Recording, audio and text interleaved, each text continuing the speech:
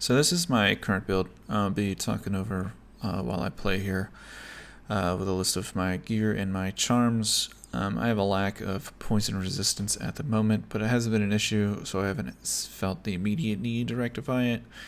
I've been pretty lazy with gear upgrades. I've been trying to fish for item level 90 stuff and plus before I start rolling down. Outside of that, I have about, as you can see, 10.8k barrier in town, but that goes up closer to past 11k with cold armor on, and actually going over 12k with the Halloween candy active as well. My build's mainly around Flamethrower. I'm a little sad that area of effect damage increases don't affect it, which is unfortunate. I've kind of reached most of the peak of Flamethrower's damage. So Fireball's the next increases that I'm focused on. My tree here been working pretty fine. My next steps are going into this to get the physical damage reduction. But I haven't felt too crazy need of just a lot of things in general. This is a map of just a T10, just a +2, just to push the item level or monster level to an 89. I like to play on controller a lot, just because it feels more active in this play. I'm just going to do mouse and keyboard. I'm going to showcase how barrier absorb works. As you notice, I was a little over 1,000 barrier absorb in town, but with realization it gives me an extra 300, and then the barrier absorb itself is giving me around a little over 700 every time my fireballs, and I'm specifically my fireballs because you cannot absorb on things that cannot strike, so Flamethrower doesn't actually spell absorb or barrier absorb anything here. So as you can kind of see, I'm getting upwards of anywhere between 700 to 900 barrier per second off of my fireball hits. So this basically means I have around 1,000 to 1,200 barrier absorb at almost any given point if I'm not actively recharging from a most recent hit. And that's honestly barrier's biggest downside. I can only see very fast and low recycling times probably being paired with extremely high forms of dodge and other forms of mitigation such as shield blocking. But that sounded like way too much of an investment to me, so I went with a pure int, as much barrier as possible kind of stacking, while also not sacrificing damage when I had the choice, really. My charms could be better.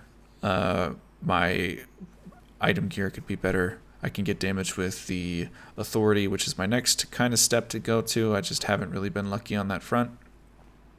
But the premise here for clearing is you just click into things. I use shield charge to animation cancel a lot of the animation for Flamethrower, just because it is pretty lengthy. And when you're trying to get an arson dot, it can be a pretty long animation. I know it doesn't look very short, or it doesn't look very long here. I have a pretty sizable cast speed of around 2.4. I think it's 2.34 to be exact. But the idea here is pretty much just right click into white packs. It usually is enough to kill them. And if I need to kill elites, I just channel it long enough to get an arson proc, which is, for those who are unfamiliar with Flamethrower, how it works is as you hold right click, you'll build Flamethrower stacks in the bottom left, stacking up to 5 times.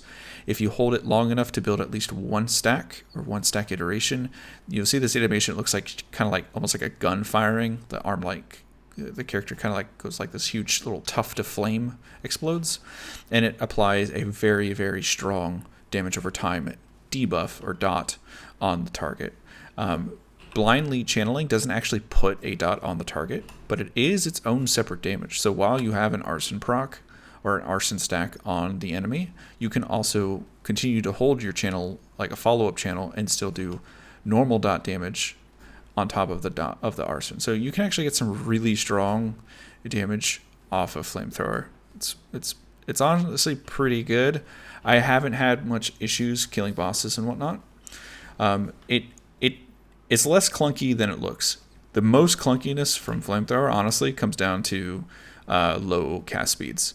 Cast speed itself doesn't actually increase the sheet damage because cast speed doesn't actually increase the dot interval or how the dots tick. The only real benefit of cast speed is A, the fireballs, and B, how quickly you can get to an arson proc or a flamethrower stack to then release an arson proc. Is more quality of life than anything. I recommend getting at least 2.0. If you can get higher, it's probably good. I don't know if there's a breakpoint at which you can just simply right click and also get an arson proc. You probably have to reach some absurd levels of cast speed, like 5, maybe 4 or 5. I don't know. I never tested it, but pretty much you just right click into groups and move to the next group. For bosses, it's something similar. You just click, hold, get a proc. This is Christian, D10. Arson is on him, and so now I play pretty much to avoid while just making sure to get refresh the arson proc every now and then, and just doing damage when I can. And he just falls over. Easy peasy. And that's pretty much it.